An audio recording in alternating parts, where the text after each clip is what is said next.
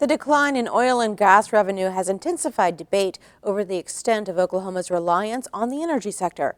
With legal challenges to revenue-raising measures looming and the possibility of more budget cuts in the very near future, some lawmakers are planning a closer look at just how and how much Oklahoma should be taxing its energy resources. During this year's legislative session, lawmakers struggled to find ways to fill a budget hole that, when all the bills came due, totaled more than $1 billion. House Democrats focused on raising the gross production tax on oil and gas, which is currently set at 2% for the first 36 months of production, before increasing to 7% for the remainder of the life of a well. In the end, the legislature tweaked some old incentives and rates, while leaving the gross production tax rates unchanged. With the state facing another large budget hole next year, 2 interim studies will examine Oklahoma's tax policy on energy.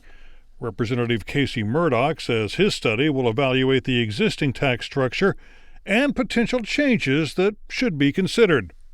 One thing I wanted to do with this interim study is, educate other legislators on how these industries work and what taxes would do to those industries. Murdoch says his study will focus on all sectors of the energy industry, including wind, solar, and oil and gas. Murdoch believes there should be discussion over raising the gross production tax rate on oil, but remains concerned that hiking it too much might prompt drillers to move their operations to other states. It is a competition with the states that's surrounding us, and we've got to stay competitive.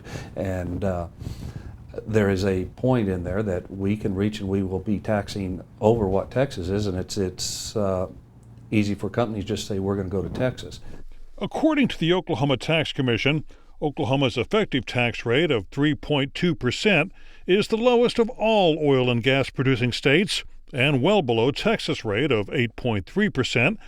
Another interim study by Representative Kevin West will also be looking at energy taxes and incentives and how they compare to other states.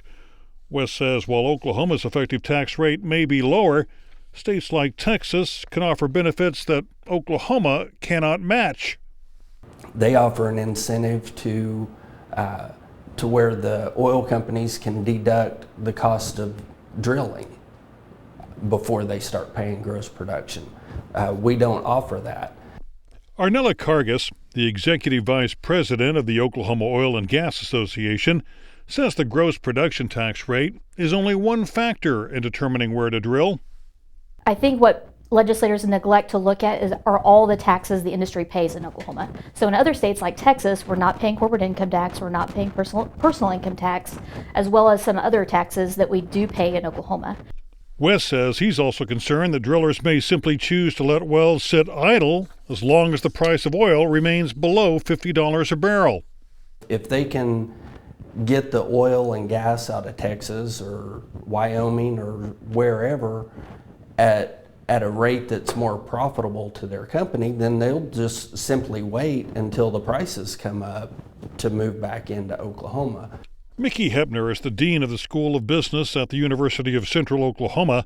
He believes concerns that a hike in the gross production tax would harm drilling in Oklahoma are overblown. Hepner says at a price of $50 a barrel, increasing the gross production tax from 2 to 5% would be equivalent to a drop in the price of oil of $1.50 a barrel. Frankly, when oil prices fluctuate as much as they do, they've fallen nearly 10% since the session ended.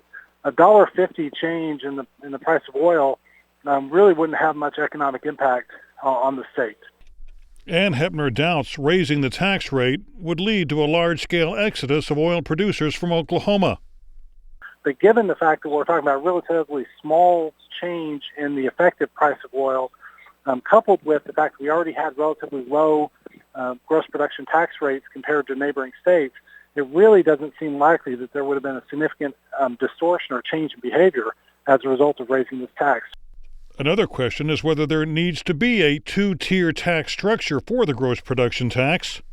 The idea of the 2-tiered rate is to incentivize capital investment in Oklahoma and not in other states. Kargas says that even though studies have shown that while the majority of production comes early in the life of a well, most wells should continue producing for at least 30 years. But State Treasurer Ken Miller does not believe the two-tiered structure still makes sense. I do see the logic of having that at a time in the past when horizontal drilling was new. It was expensive and it was the exception. Today it is much more cost efficient and it is the rule. It is just the way that you pull oil out of the ground.